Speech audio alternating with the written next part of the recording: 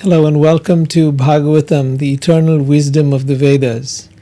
Today we're going to be continuing. We're on the first canto and chapter 4. This is a very intriguing chapter because it gives you the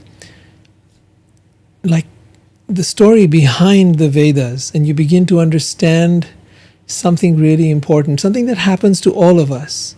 When we reach a point of dilemma, when we reach a point where we are confused and we don't know what to do with our lives. Now, Arjun was in that situation in the Bhagavad Gita where he didn't know what to do.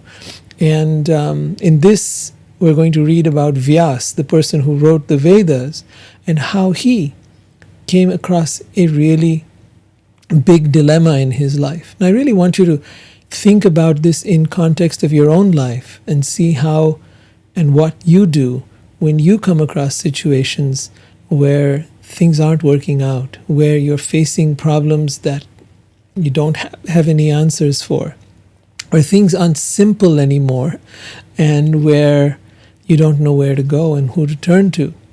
This is the kind of situation that Vyasa finds himself in, and let's dive into the story to find out some more.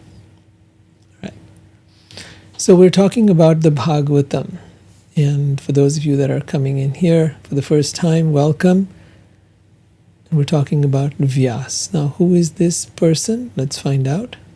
He is a great sage. A sage means someone who is very developed spiritually, a highly enlightened, awakened being who has dedicated himself to spirituality, perhaps in this case actually stepped away from all material things and devoted himself to writing down the Vedas. Now, the Vedas were supposed to be, according to the Vedas themselves, are supposed to have been spoken at the beginning of creation. They were spoken by Vishnu to Brahma, and it's just like you hear about in the Bible where it says, in the beginning there was the Word. And so the same story is there in the original Vedas. In the Bhagavatam, in fact, it is there. And it talks about that original word, and that word was Om.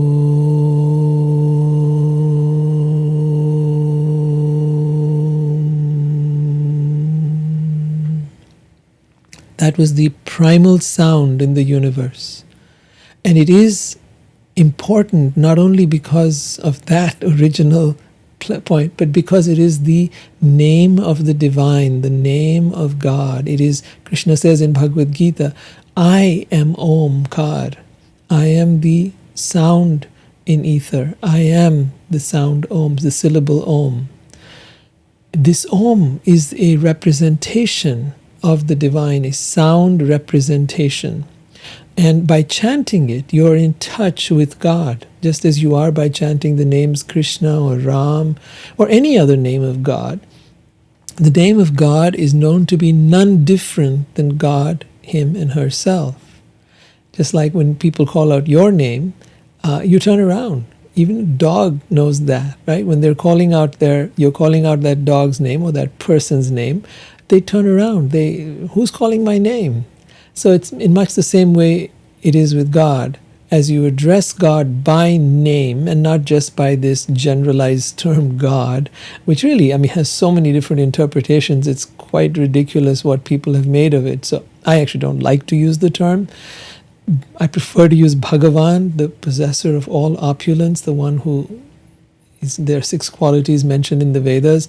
Person who possesses, or the being that possesses, because it's not actually a physical person. Bhagavan is a spiritual being, spirit being, who possesses all knowledge, as in knows everything, possesses all strength, is the most powerful and strong of all fame, all wisdom, all wealth, owns everything. Everything belongs to God.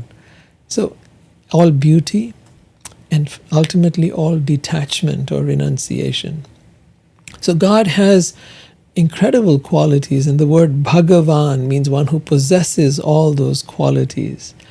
And that is a much better definition to me. Anyways, so the word Om is like that. And in the beginning of time, that word Om invokes the divine. That is, whenever in any Vedic mantra is chanted, it begins with the sound Om. Om Namo Bhagavate Vasudevaya. So we are calling on Bhagavan Vasudeva. This is the mantra in the beginning of the Bhagavatam. So the Bhagavatam was written by the great sage Vyasa. And I'll show you a little picture of him here. And Vyasa is quite an incredible personality because he wrote down all the Vedas. I'll come into that in a moment, but let's talk about his journey. So as he begins to write down all these Vedas, he finds himself in a predicament. He's sitting in meditation one day, and he's on the banks of the river Saraswati. It's a beautiful place to be meditating. And in that place, he's in a deep trance. And in that trance, he begins to see a vision. He sees the anomalies that are about to arise in humanity due to the advent of a new era that is beginning, an age called the Kali Yuga, the age of Kali, the age of quarrel, hypocrisy, dissension, the age in which people's lives will degrade. We think our world and our civilization has evolved so much and has achieved so much. We may have, and it comes to material things. We've definitely done things that other civilizations did not. But the time in which Vyasa lived was a civilization in which, thousands of years ago, the focus was on developing the inner technology, the technology that maximized the use of the mind, the brain, the body, through the processes of yoga and of meditation and of tapasya, that is austerity and penance, and of detachment. And through those practices, they developed the human potential to a degree that we could not even begin to imagine in today's time. So here is Vyasa, and he is having this epiphany where he's beginning to see the kind of things that are going to happen in the forthcoming time. And he sees that people will become faithless, they will have short lives, they will become impatient due to a lack of sattva gun. Sattva gun is peacefulness, goodness, a place, kind of compassionate nature. All of that will diminish. And so he's like very perturbed, and he begins to contemplate for the welfare of humanity. Now, this Vyasa is known to be an incarnation of Vishnu. We had mentioned him. He's an empowered incarnation. As we told you, there were Leela incarnations and they were empowered. Empowered meaning for a particular function, they incarnate. Vishnu takes on that form. And in the process of compiling the Vedas, because it was so vast, there were thousands of books that had to be recorded. They had been passed down by word of mouth. Yes, people were trained in being able to listen and then repeat. Listen and repeat. So they had them in beautiful mantras in Sanskrit. And those mantras went by perfect meter and rhyme so that they could be flawlessly replicated. That whole thing has been lost over thousands of years now. But fortunately, Vyasa wrote it down, along with the help of a very a person who you may have heard of, Ganesh. Ganesh, the son of Shiva, who is known to have a trunk like an elephant. Now, people think of this as an elephant god. That is not true at all. He's a very highly evolved being. There was a tragedy in which his head was chopped off, and they replaced it with the head of an elephant, the first being that walked by. Long story there, I'm not going to get into it. So, Vyasa received this knowledge of the Vedas. The Vedas are known to be apaurushaya, which means they are not by any human. They are spoken by God to Brahma, who then passed it on to his sons, the four Kumaras, who then in turn passed it on to different lineages over the ages. So they are known as Shruti, or that which is heard or received in meditation. In fact, if you look at much of the transcendental literature in the world, whether it's the Bible, the Quran, or any of these, they were all received. The person themselves did not have that knowledge.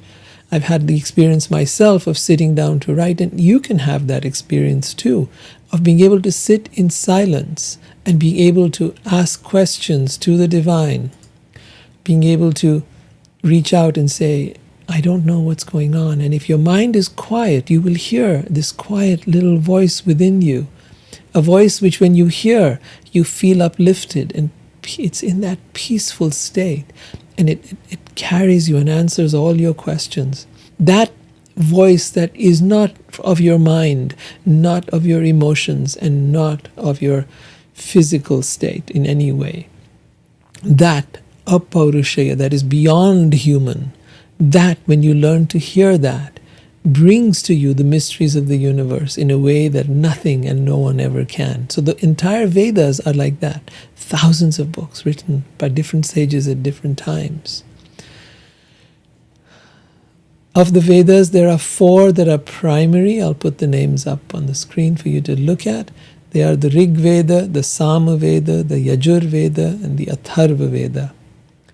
What we are reading now is been referred to as the 5th Veda, but I go ahead of myself. In the 4 Vedas, there is also the Upanishads. And the Upanishads, there is a part called the Jnana Kanda. The Upanishads are considered the spiritual section of the Vedas.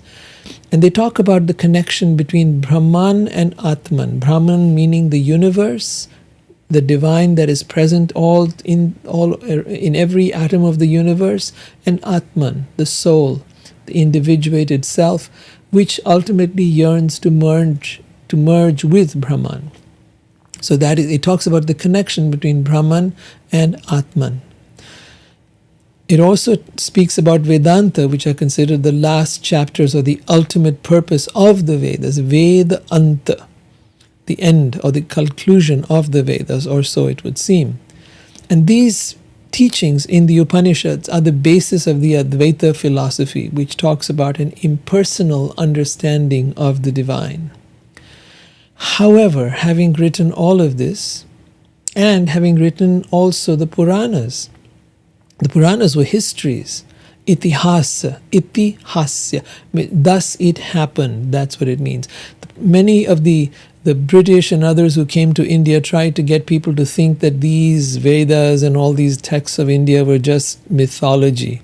And that was utter nonsense. That was brainwashing of the Indian population to make them disbelieve their own texts and start to believe in Christianity or in science or whatever else these colonial people had in mind. But the Puranas are known to be itihas, histories of ancient times, talking about great personalities that lived at that time. And they talk about the Leela of these divine personalities, including Vishnu, which we talked about last time. Included in these Puranas is the Mahabharata and the Bhagavad Gita. That's it's so fascinating that in part of those Puranas then is the Bhagavat Purana, which is what we are reading from, the Srimad Bhagavatam. And this literature is considered the crown jewel of the Vedas. It is written even after the Upanishads. It is written even after all the other Vedas and Puranas were written. It is the final writing of Vyasa. But it all begins like this. Vyasa is sitting in meditation and feeling very incomplete, feeling that I've done all this work, but I am deeply dissatisfied. And he doesn't know why. He doesn't know why he's feeling this way. And then it comes to him like a flash of lightning. He gets this thought, because I did not specifically point out the glories of the divine Sri Krishna, who is dear both to perfect beings and to all other incarnations and all saintly people. So at this very moment, something very interesting happens as he's having that thought. His guru, Narada, appears before him. Narada appears at the cottage of Vyasa.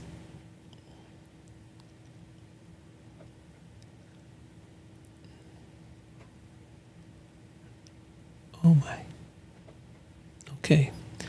Narada appears at the cottage of Vyasa, and Vyasa gets up to worship him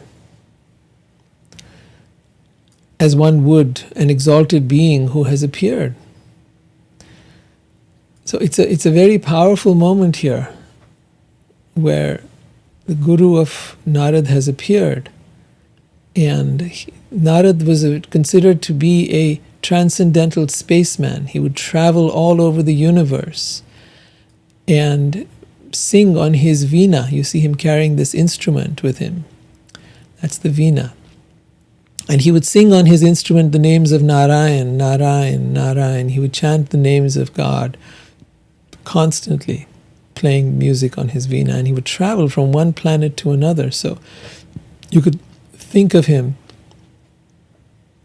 as an alien being or as a transcendental spaceman, perhaps. But he was the son of Brahma, and he has now appeared before Narada. This is a picture depicting that moment. Vyasa is not a very handsome-looking guy.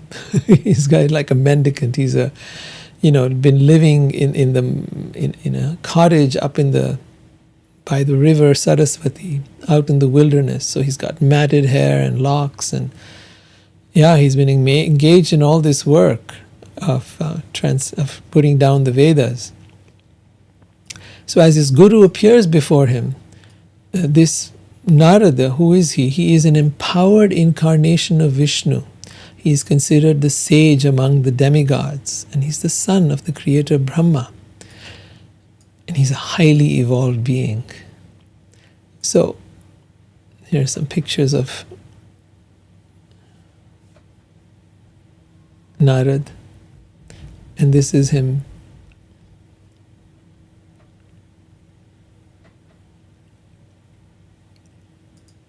talking to Vyasa.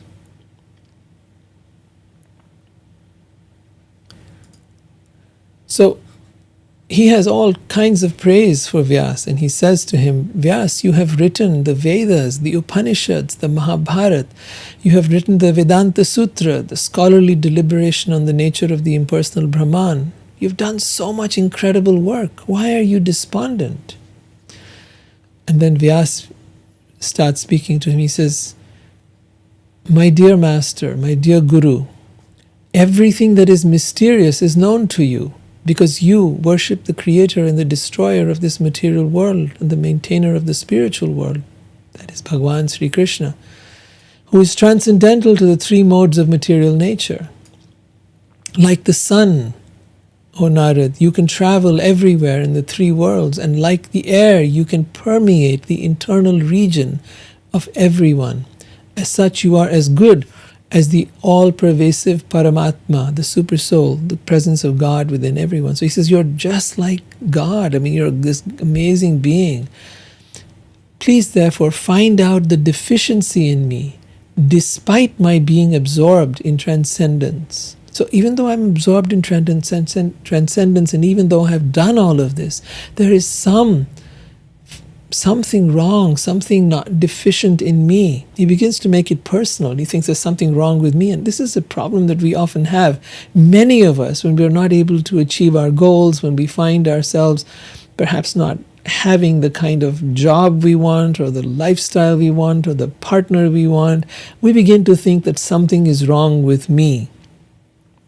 And this is one of the fallacies of the mind. The mind concocts this crazy idea that it's about me. Actually, if you notice, even children do that.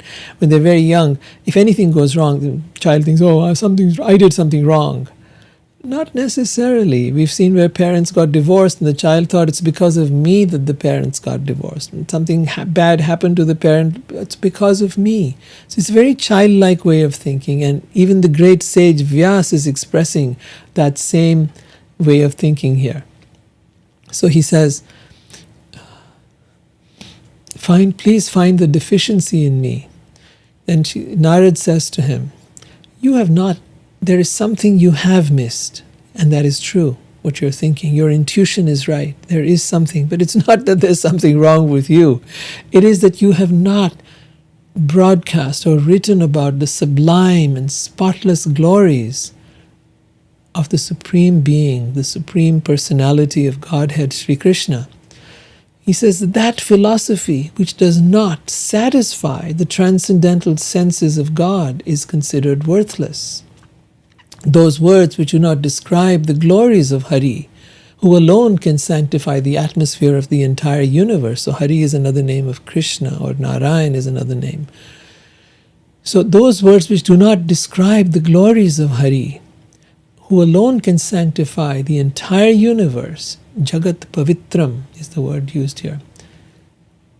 Those words are considered by saintly persons to be like unto a place of pilgrimage for crows. So what is a place where crows hang out? Usually the trash, usually where there's some rubbish.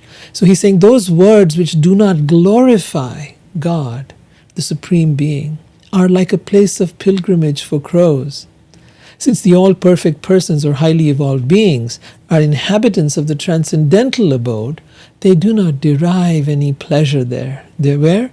In listening to mundane things that do not glorify God. On the other hand, Narada says, that literature which is full of pastimes of the transcendental glories of the name, fame, forms, personalities, etc., of the unlimited Supreme Being, is a different creation, full of transcendental words directed towards bringing about a revolution in the impious lives of this world's misdirected civilization. Powerful words to think about. That literature, which is full of descriptions of the transcendental glories of the name, fame, forms, pastimes, etc., of the Supreme Being, Sri Krishna, is a different creation, full of transcendental words directed towards bringing about a revolution in the impious lives of the world's misdirected civilization. Such transcendental literatures, even though imperfectly composed, are heard, sung, and accepted by highly evolved beings who are thoroughly honest. Knowledge of self-realization, even though free from all material affinity, does not look well if devoid of a conception of the infallible or God. What then is the use of karmic activities which are naturally painful from the very beginning and transient by nature, if they are not utilized for serving God?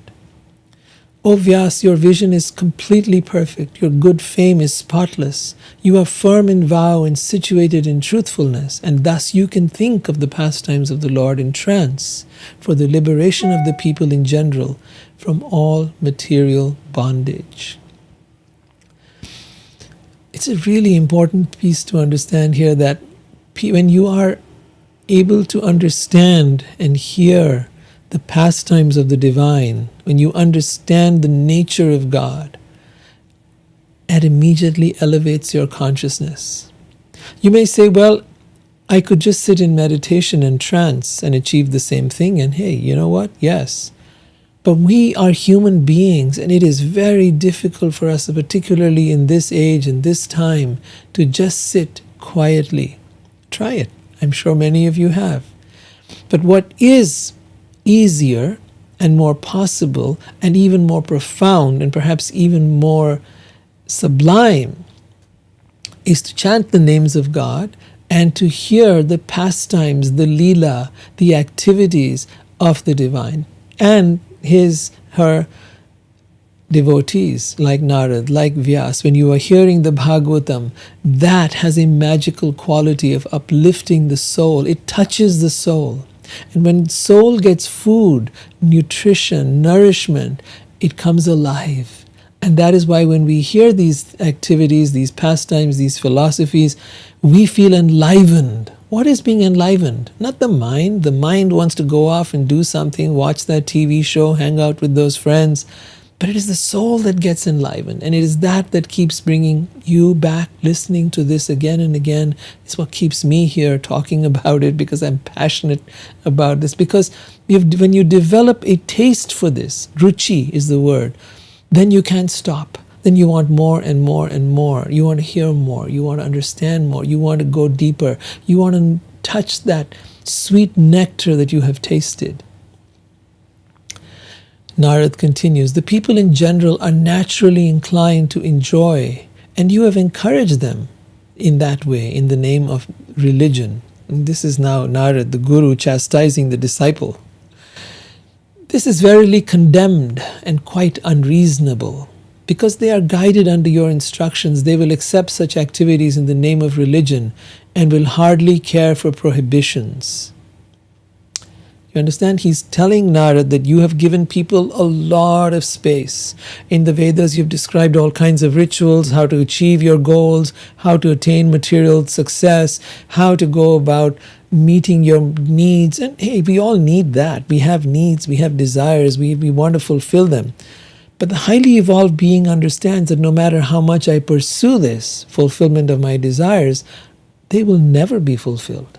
I will never be satisfied.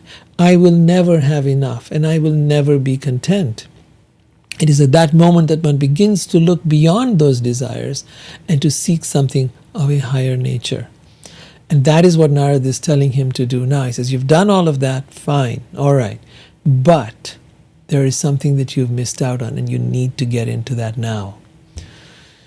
So he says, continues here, this supreme being is unlimited. Only a very expert personality, such as yourself, deserves to understand the value of this knowledge.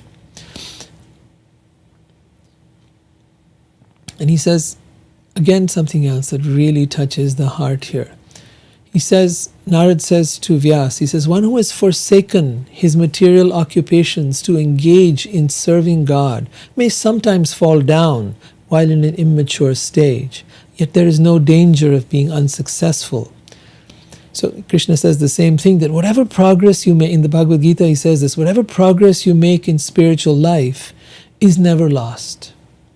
That is to say, if you made a certain level of progress, but then you got deviated, you got led astray, you went into something else, maybe you even went down to the levels of some kind of, I don't know, a depravity of some kind, or some kind of materialism or whatever. Yes, you will have to deal with the karma of that. But wherever you left off, you shall resume that, either in this life or the next. But you will come back to this point, whatever level you've attained. It's just like how we go to high school, right?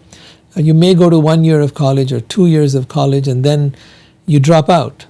And then you want to come back, they'll give you credits for that, for whatever work you did do, so you can resume from that place. And it's much the same thing here, is that you get to start, your progress in spiritual life is never lost. Now your progress in material life, on the other hand, is always lost. With every death, you lose everything you've accumulated. Your beautiful body is lost, your wealth is lost, all that the house you created and all the wonderful things that you aspired for and achieved are lost. Your successes are lost. One thing remains, and one thing remains forever, and that is the spiritual progress you made.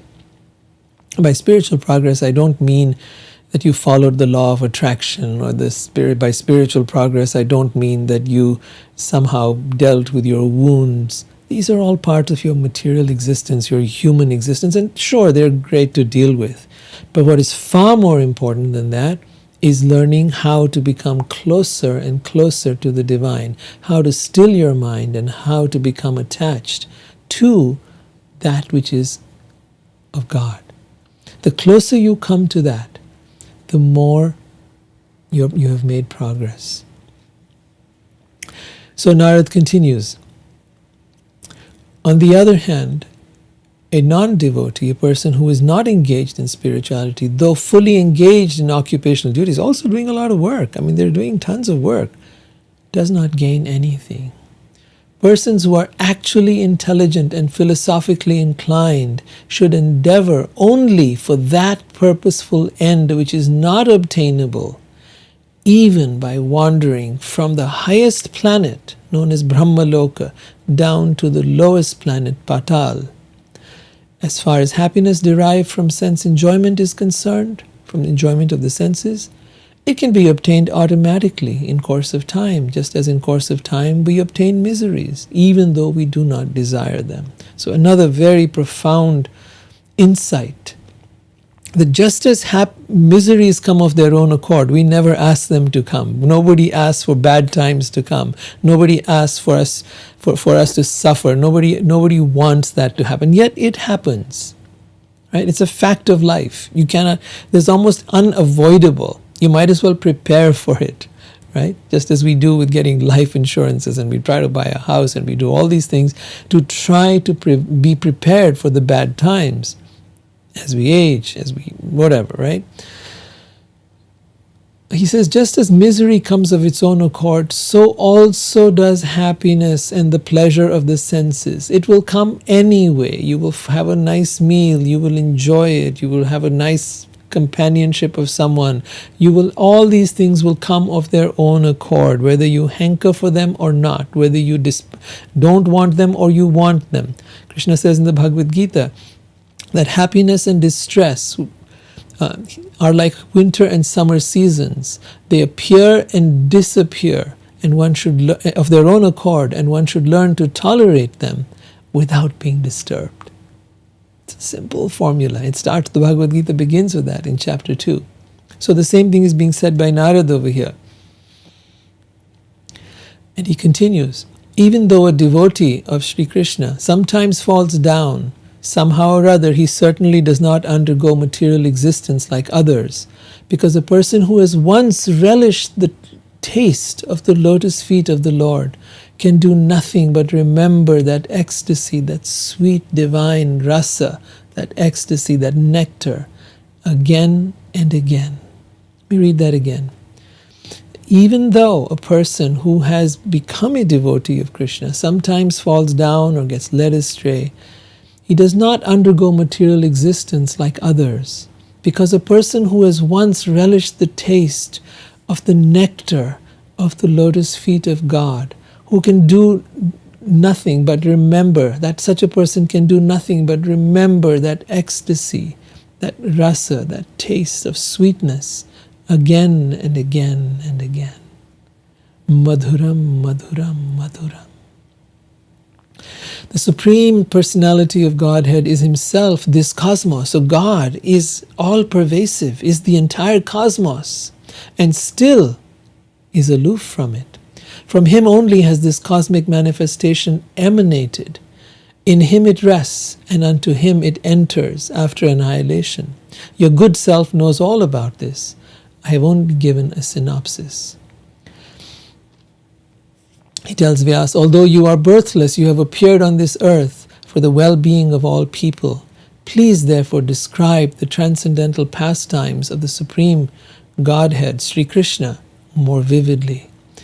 Learned circles have positively concluded that the infallible purpose of the advancement of knowledge culminates in the transcendental descriptions of the pastimes and activities of Sri Krishna, who is defined or described in choice poetry. So this is the wonderful message that Narada gives to Vyasa. And now Narada begins to talk about his life story. Now, I really want you, as you're hearing this, to also reflect on your story, because all of us have a story. And I'd love to know what your story is and how you came to spirituality. And maybe if you want to write down a couple of things in the comments, I'd love to hear that from you. But Narada now goes into his life story. He was born the son of a maidservant. Now, this lady, there was a particular period of time where the sages and other highly evolved beings, this is the monsoon period. And they go into usually a cave or some such place, and they will sit and meditate because it's raining so much, especially in places like India where you have the monsoon. So they decide for those 3 or 4 months to just stay in meditation and focus. Instead of traveling around here and there as they usually do, they just begin to go into a deep trance. During this time, they might read about or speak about or share with each other the stories and pastimes and philosophies of the divine, or they may go into their deep meditation and their sadhana. So here was this lady, the maidservant, who was serving these highly evolved beings. And it is said this is a great blessing to be able to serve such highly evolved beings. They were Vedantists. They were engaged in the service of, they followed the principles of Vedanta, and they blessed her. Once, with their permission, the young son of this maidservant, Narad, he ate the remnants of their food. Now, this is considered, normally people don't give the remnants of their food to someone else, but it is considered that when you do that, you take on the karma of the other person. But if that person is a highly saintly person or a highly evolved being, then you take on the blessings of that person. And like when we go to the temple, the food that is there is offered to the murti, to the deity there. And that food is then given as prasad or as blessings to everyone who comes to the temple. So often it's a big feast, and we partake of that prasadam, and it purifies us. So in much the same way, the young boy Narad, who was just 5 years old, his mother was serving these people, so he began to serve them also. And then one day he ate some remnants of their food, and all of this began to purify him. All his karma and all his sins from past lives became eradicated. And then as the karmic influence became eradicated, the nature of the transcendentalist, meaning he wanted to became attractive to him. He wanted to become like these people. You see, as long as the karmic influence is upon us, we have desires. As long as that karmic influence is there, pushing us, propelling us to want more, to desire, to create, to have, to do, we are being driven by that. So many will ask, but why do we have desire? We have desire because we have karma. Karma then sets us up for either good results or bad results. But either way, we're going to be doing stuff. To get out of that cycle of karma, one has to break that cycle. And that comes by serving God or God's devotees.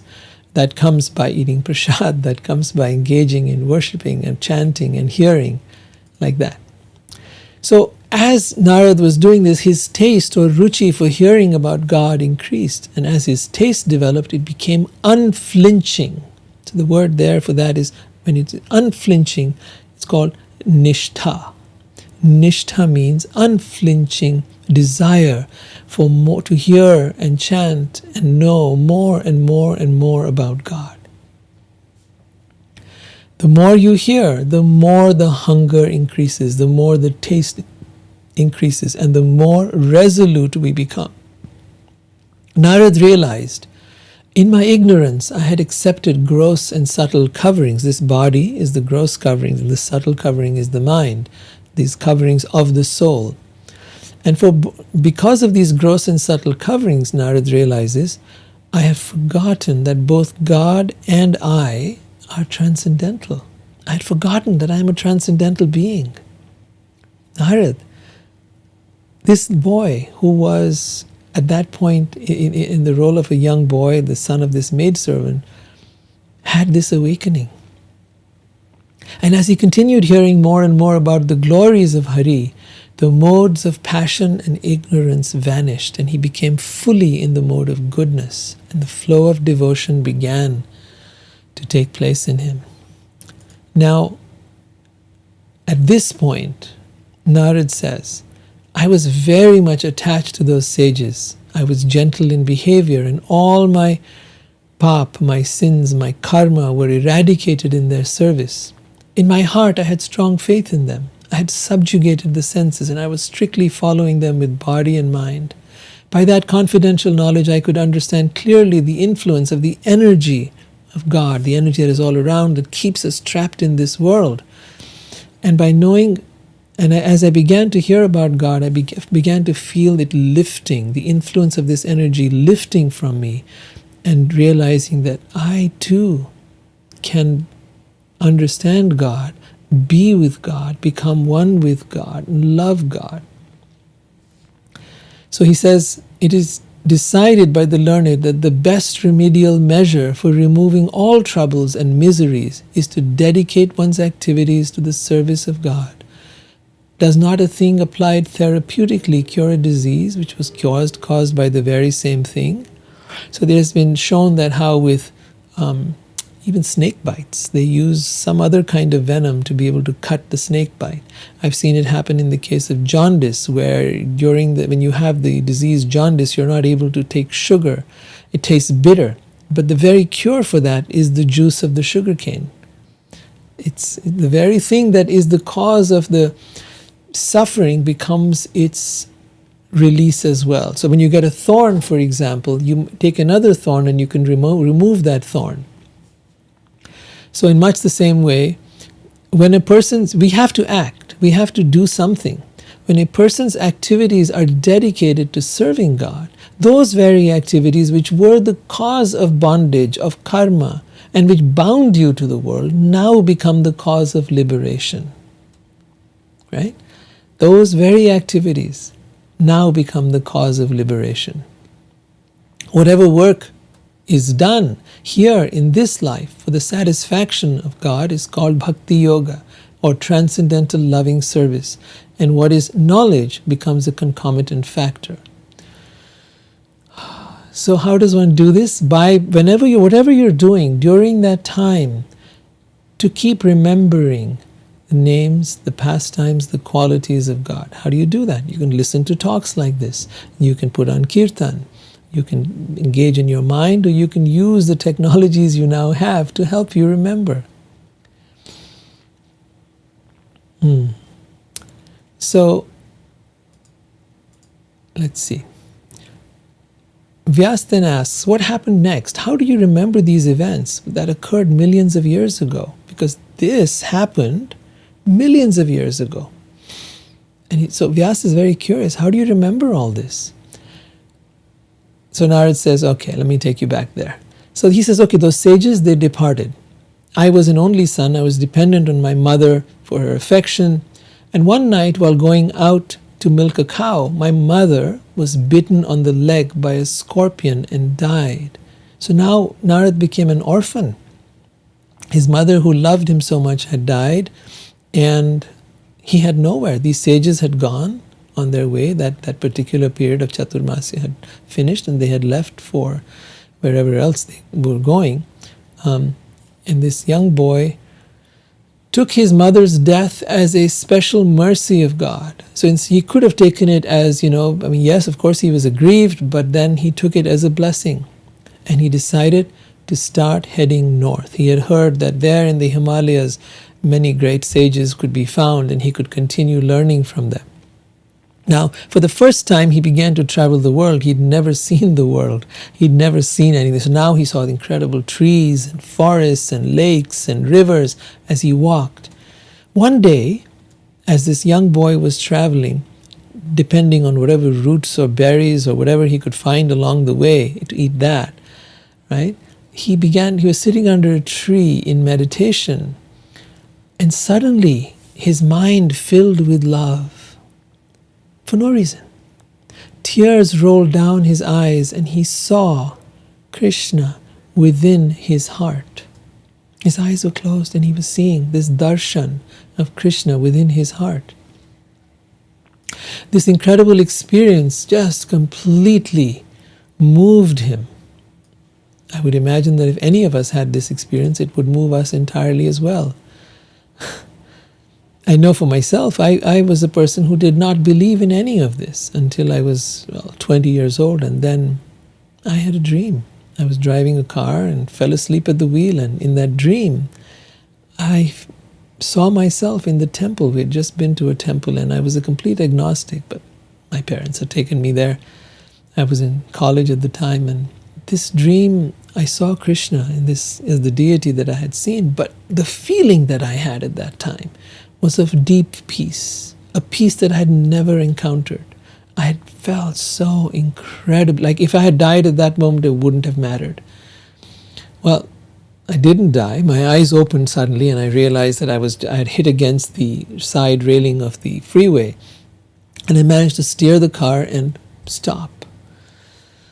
When I got out, I found the car was okay. My mom, who was sitting next to me, was safe, and the words came out of my mouth, Krishna saved me. It was spontaneous. I had no belief or faith in God or Krishna or anything like that. But I had seen him and I had felt that peace that was out of this world. And I knew in that moment that I had been saved by God. From there on, my life completely changed. I began to listen more. I began to try to understand this philosophy more. I began to devote my life, and within a few months I had actually become a monk and I had moved into the temple ashram. So, yes, Narada had, of course, a much more profound vision. He wasn't sleeping, he was in meditation. He saw Krishna within his heart, and he was so moved with tears. So,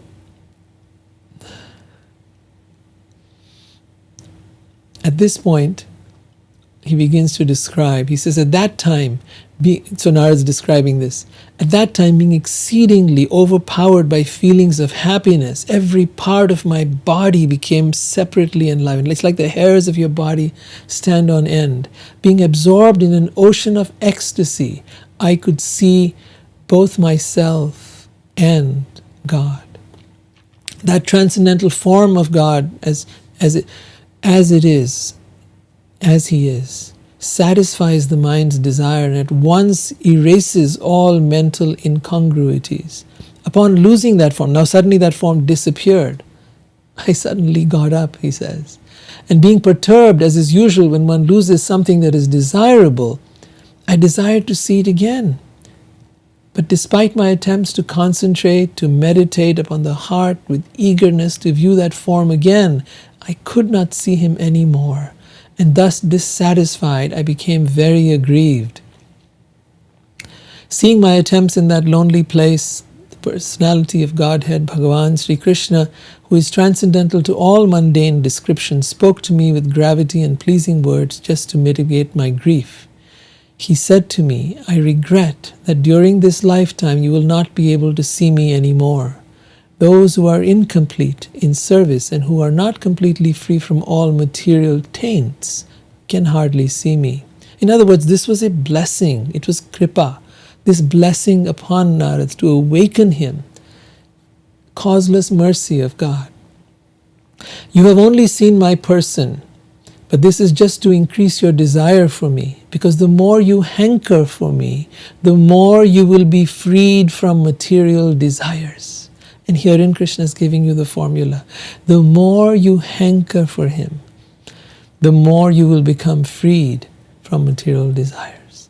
The more you desire him, the more your attachment to the world diminishes.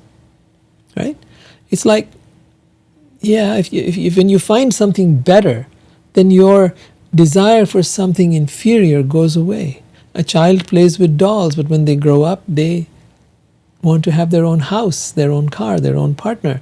The desire for the toys becomes less. Similarly, you may have, let's say, you're able to buy a used car, maybe 10 years old, and then you make some money, and now you have the capacity to buy a brand new car of your desire, the ultimate. Yeah. Now the desire for that broken down old 10-year-old car or 20-year-old car that you had, now you no longer have that. Similarly, material desires pale in comparison when one develops a hankering for God, and then one gets a taste of that sweetness. So Narada continues, by service of the absolute truth, even for a few days, a devotee attains firm and fixed intelligence. Krishna is actually speaking. This part is being spoken by Krishna. A devotee gains firm and fixed intelligence in me. Consequently, he goes on to become my associate in the transcendental world after giving up the present deplorable material worlds.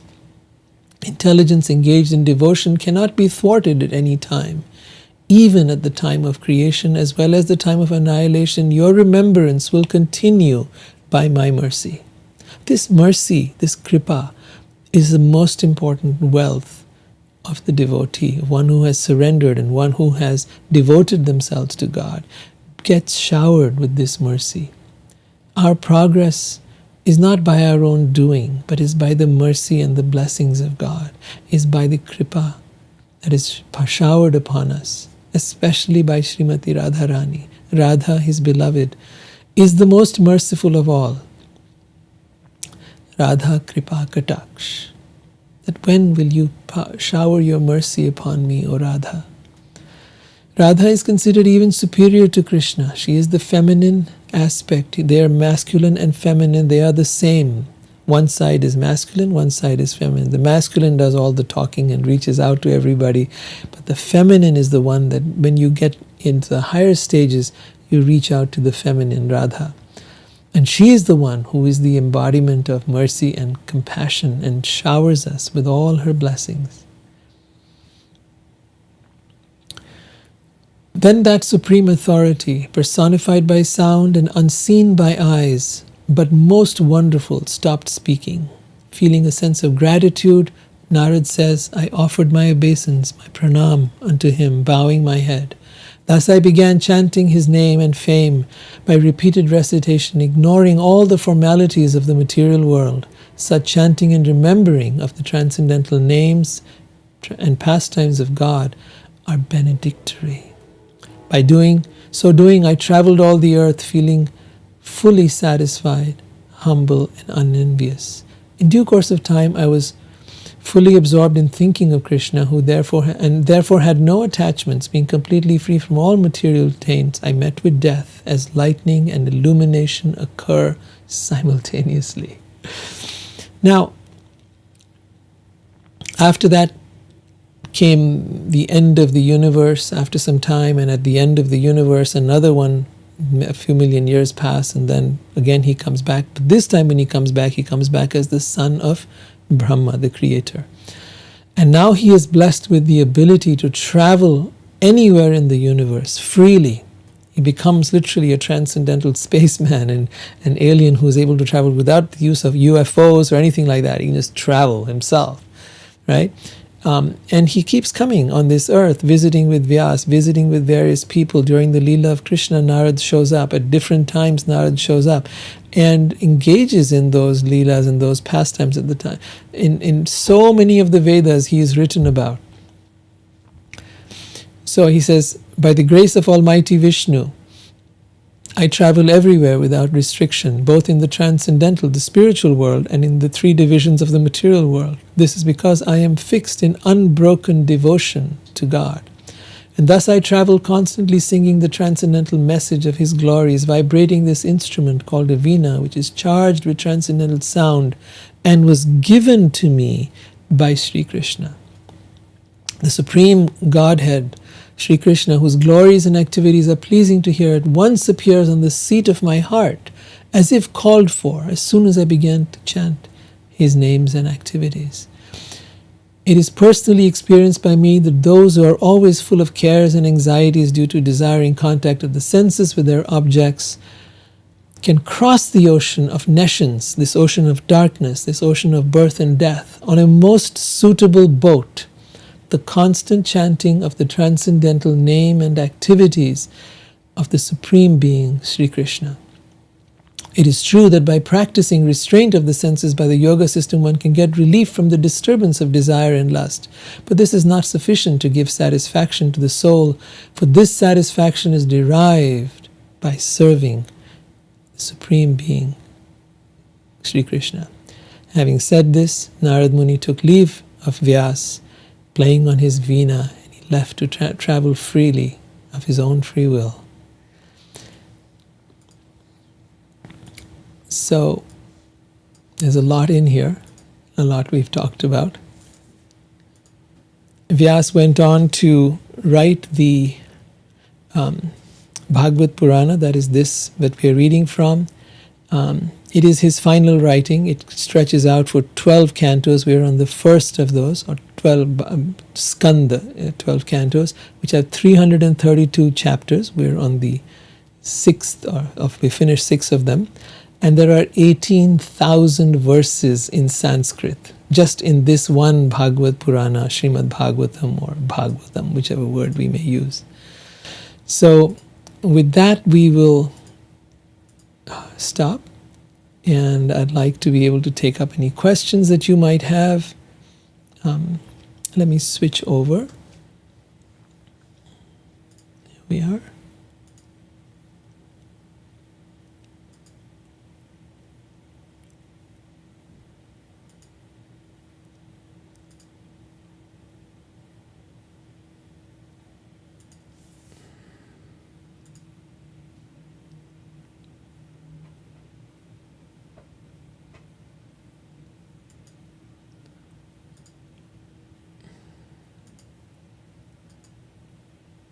Okay. I think you're able to see me now. Yeah. Now the other camera has frozen, so you've been seeing these weird images of me there. That's because the other camera just kind of like stopped working. So, all right. And let me unmute everyone. Okay. You can unmute yourself. Okay. So unmute yourself. I'd love to hear your questions, whatever questions you might have. The four Kumaras, okay, you're asking a question. The four Kumaras are Sanat, Sanatan, Sananda, and Sunanda. Four Kumaras are the sons of Brahma. And they are so Brahma does the creation. So actually God doesn't create the universe according to the Vedic understanding. He empowers this being, Brahma, to do the creating for him. Right? God doesn't do anything. Everything is outsourced. Everything is given to someone else to do. While he's in his spiritual world, enjoying his Leela. The same Leela he shows us here, he is actually doing in the spiritual world as well. And not necessarily the same thing, but more and more and more. Every day is a new story. Every day is a new Leela. Every day is a new pastime. So that's what it's like to be with God. It's a celebration of life, a celebration of existence, of love. It is a constant celebration of love.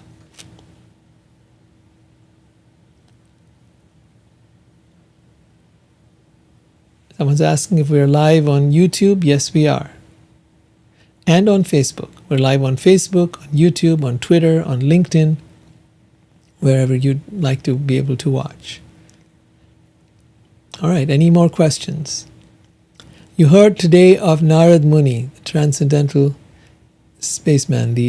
I guess you could call him an alien. But then again, sometimes I feel I must be an alien too. I don't know if you do.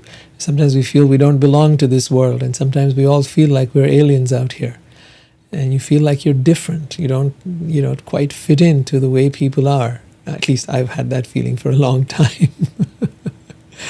But then again, there are beings who come from other planets here. And they come for our welfare. So one other very important point I want to bring up is a lot of folks call out to what they call spirit guides. And I highly recommend against that, because when you just call out to something, whatever's out there, you don't know what you're getting. There's all kinds of beings out there. There are beings who are highly evolved. There are beings who are highly demonic.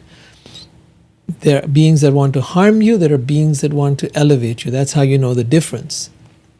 And so when you call out, I recommend, at least this is my suggestion to you, do what you will, to call out to someone, something that is known. Call out to Krishna.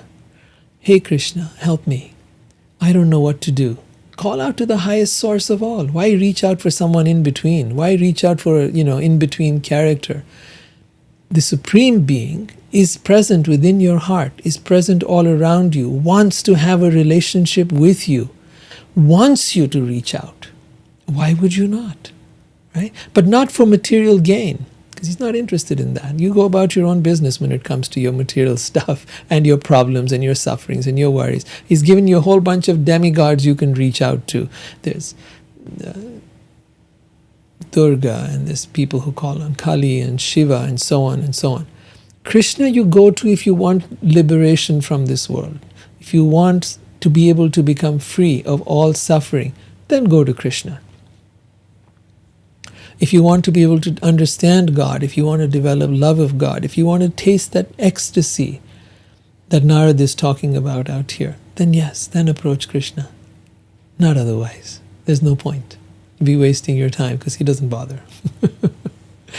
But those who are truly interested in him, he reaches out to you. He talks to you. He fills you with his presence. This is true. I have witnessed this. Ask me more. I love hearing your questions, so please don't hesitate. If you are not mute, here, let me unmute everyone.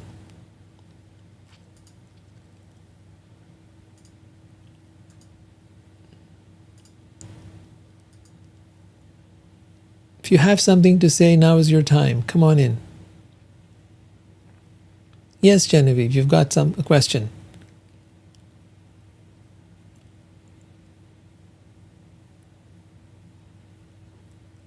B, Gabriel, anyone?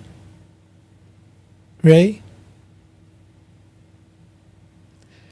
If you feel awkward to speak, then write it down.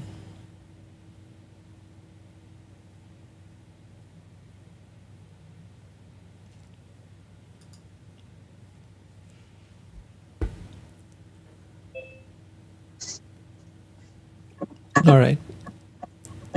Any questions? I'm going to give it a few more seconds and then we'll wind up if no one's got a question. Oh, you didn't hear me, Rohit? No, I didn't hear you. Now I hear you. Oh, okay. Can you hear me now? Yeah. Oh, okay. According to the Vedas, what is the purpose of life? Why do we live? The purpose of life and the reason we come here is one thing: we are given freedom to choose. You see, the purpose of life is to discover who you are and who is God. You cannot know this when you are in the spiritual world. Think of a child of a very rich person, right? That person has no value for money. That person has no respect for their parent. They have no contrast. So when we come here, our soul is dormant and God is not visible. Now, we get to enjoy and have all our desires and do whatever it is we want. Go for it. Whatever you want to be. You want to be a multi-millionaire, you want to be a saint, whatever. You want to be a sensualist, you want to be anything you want to be, a great person, a writer, a poet. You go do it. Fulfill your desires. When you've done it all, at some point you'll realize none of this has satisfied me. Somehow something is missing, like what Vyasa was experiencing. Something is missing. And I don't know what it is.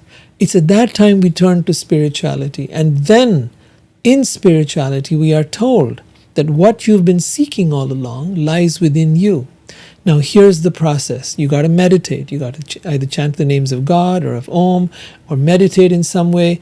And in that way your material desires, like you saw with Narada, how his material desires became less and less and less and less. Mm-hmm. And his attachment to God increased. And as that attachment increased, he became the person that he is. So our attachment, as it increases, we become closer and closer to God. We have to be attached to something. It is natural for us. We must desire something. That also is natural for us. But we must replace the attachment and desire for the stuff of this world to an attachment or desire for God.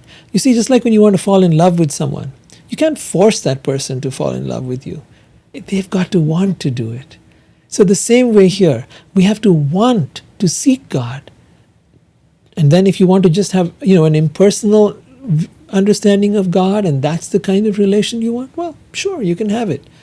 But if you want or you want a formal relation with God, you can have that too. But if you want an intimate relationship, like a friend, like a buddy, like a lover, then you can have that too. All of that is available to us. In fact, all our relationships here are modeled after that original relationship. And here we struggle with our relationships because egos get involved. Whereas as we advance in the path of love of God, we learn to let go our ego. We learn to let go the ahankar, and we learn to be able to surrender. That is one of the key things if you want to cultivate love of God. And that is why we come here, because love must be chosen. Mm-hmm. Cindy has a lovely question here. I'm going to bring it in.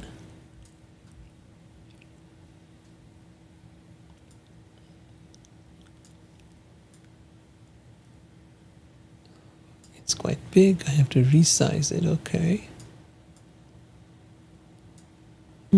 Okay, it doesn't show up. But she says, I had a taste of this ecstasy at age 12 during the nature of love. Entered the best reality for a week. Have not been able to repeat that since. Oh my God, Cindy, what you experienced is exactly what Narada experienced in this, what we read about. he experienced a kind of ecstasy, this connection with God. He saw and experienced God, and then it was not shown to him again. And it says here the reason was, and this is how Krishna tells Narada, he says, I have given you this experience to build your hankering for me. And so it is for you, Cindy, as well. And so for anyone else who's had any version of this experience, right? Because it can be different for all of us. You don't have to feel less than someone else. It can come now, it could have come earlier, it could be whenever. But whenever you've had that experience of God, and it could be just that you felt a sense of connection with the universe when you were out in nature, that's an experience too. That experience will last with you for your entire life, because that is your reminder of what is possible. That is your reminder that you can truly have this encounter with God. And if you haven't had it, let the longing in you grow. Let the desire in you grow. The more you desire and hanker for this, the more likely it is to happen. All right, last question. I wanted to ask you a question. Yes, B, and welcome. Well, thank you. Oh gosh, why is that so hard to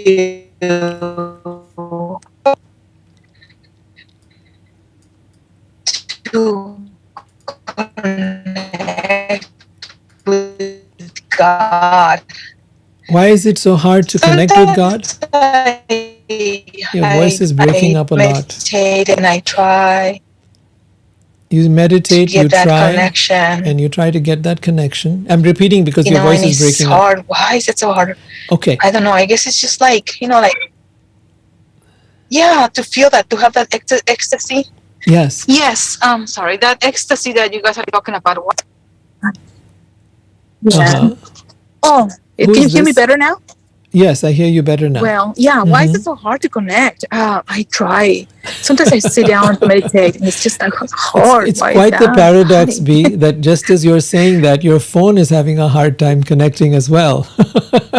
Oh, yes. So why is it so hard to do? You need to go to a place where the signal is strong. Oh. And this applies to God as well.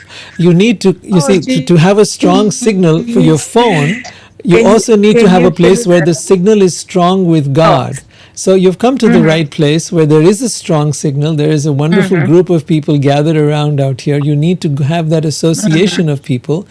And yes, the methods described in the Bhagavatam that we've been reading from are to associate with God by speaking about, by chanting, by remembering. So these are the different processes for being able to elevate yourself to that point where you can hear God. We have to elevate ourselves to the point where we can hear God. What does that elevate mean? Quieting our mind. Now, this can also happen causelessly. This can be causeless mercy of God for no reason at all, like what Cindy described earlier. Narada had that experience too. But somewhere there was a hankering. So this desire, this question you're asking, B, is so important, because that desire is what will make it happen.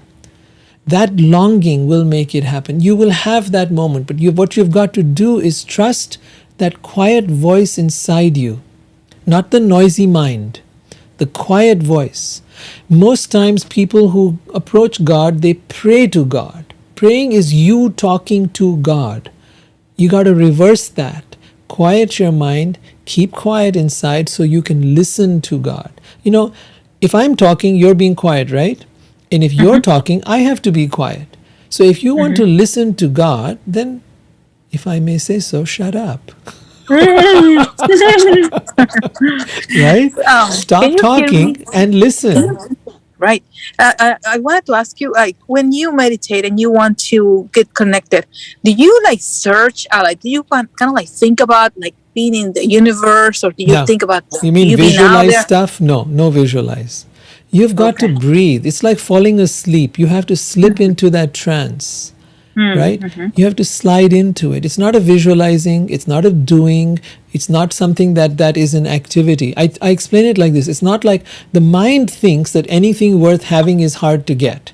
So it's like climbing a mountain, right? So I have to climb, I have to work hard. But it's the opposite actually. This is more like standing at the edge of a valley, putting your arms out and then falling backward, trusting that you will be caught. So it's the same with falling asleep. You can't, some people say to me, oh, I'm trying so hard to fall asleep, I can't. I said, that's the problem, you're trying too hard. I personally used to try, I was trying too hard to meditate and I couldn't. My mind for 10 years wouldn't get quiet. I struggled, I failed again and again and again. And then I learned something very profound. I learned to stop trying and relax and allow it to happen. So you're doing it every night, you fall asleep. You know how to do this. Simply apply the same idea to your meditation. Allow yourself to drift into it. So what is the vehicle you use? Your breath. I see. Use your breath to slide into that place. Stop struggling, stop using effort, stop trying to make it happen. Allow it to happen. Over a period of time, you'll suddenly notice you've been able to just slide in there. In that quiet space, you can hear the voice of God. In the Bible also it says, be still and know that I am God. It is only in stillness that you will be able to hear the voice of God. So that's how it works. All right, we do have to wind up, and we've got another meetup coming up. So thank you so much for being here, and I'll see you next week. Take care. Jai Shri Krishna. Radhe Thank you, Rohit. Hare Krishna. Thank you. Thank you. You're most welcome.